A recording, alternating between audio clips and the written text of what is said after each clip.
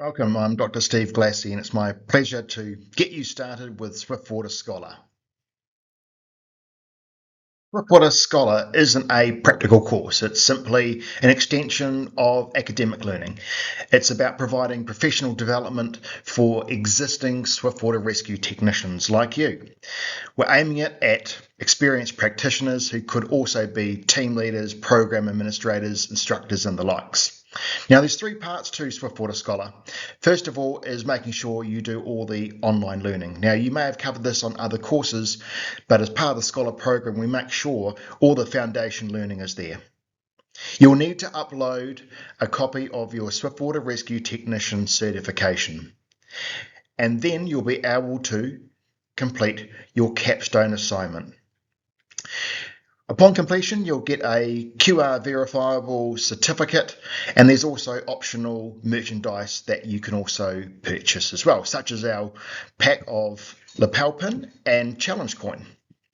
You must also complete the program within your subscription period.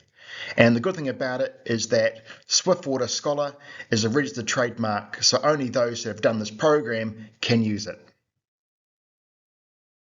So what online courses do you need to complete? Well, there's 8 of them, and in some cases you can do them in pretty much any order. However, this is the recommended sequence if you have not started on any of these before. Do the Intro to Swiftwater Responder, then Technician, then Vehicle Rescue. The Swiftwater Breathing Apparatus Operator course, all you need to do for that one is partially complete the operator course by doing the online quiz.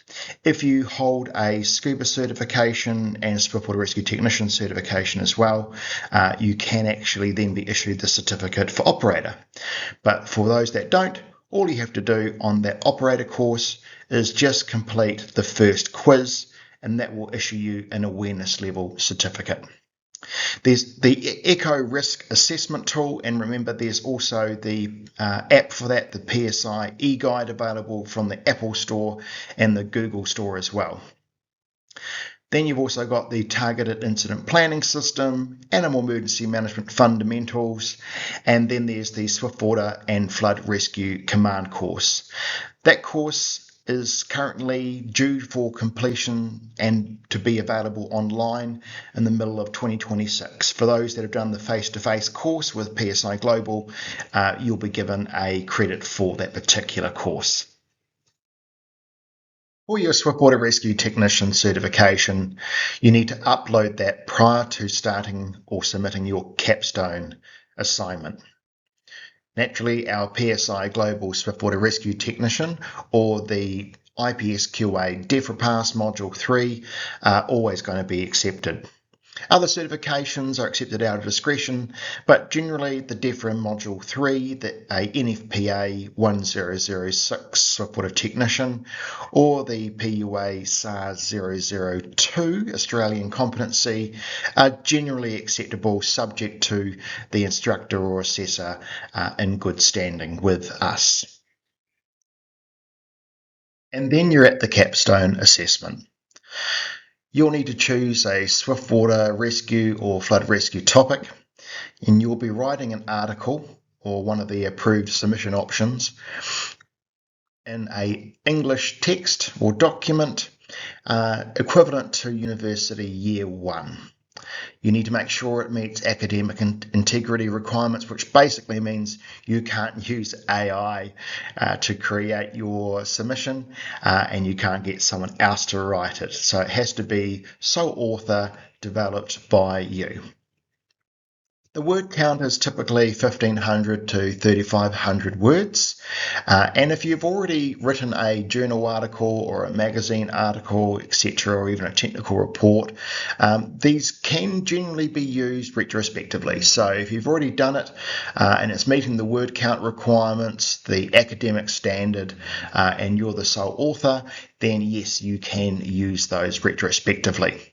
In terms of your submission options, you've got a few. So a technical report is like an expert witness report, for example. a literature review, or an academic journal, or in the case of magazine articles, at least 2 of those to make sure that overall the word count has been achieved.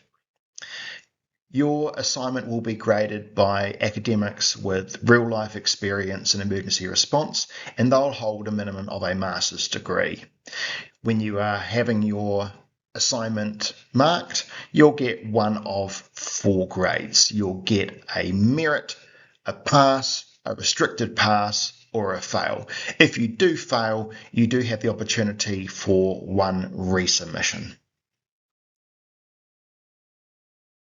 The reasons behind SWIFTWATER Scholar was to encourage practitioners to get involved in research. Even applied research where we're just trying to try out new techniques and methods, and sharing that in a structured, scientific way that's subject to peer review. So we understand that not all of our students coming through SWIFTWATER Scholar have done university level education. But don't worry, it's not as hard as it sounds. There are lots of good resources available online. We've identified one, the Smart Student channel on YouTube, has got lots of really easily understandable advice on how to do writing for this assignment. We have more purist academic writing for those that in particular are looking at doing journal articles through Massey University's OWLL resource. You do need to avoid plagiarism. That is, statements you make in your works, unless they are specifically your thoughts, your experience.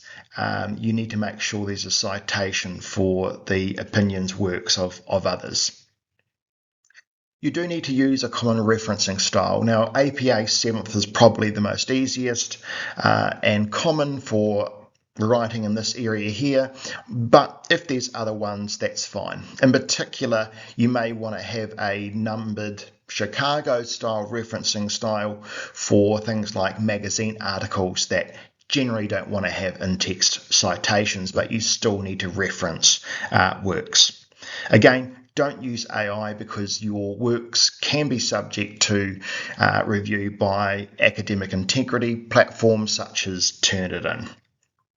If you do have images or media within your product that you submit, make sure that you've got copyright clearance / permission to use those images, and you reference those images. So for example, if you took the photos, put down that you wrote or you took the photos.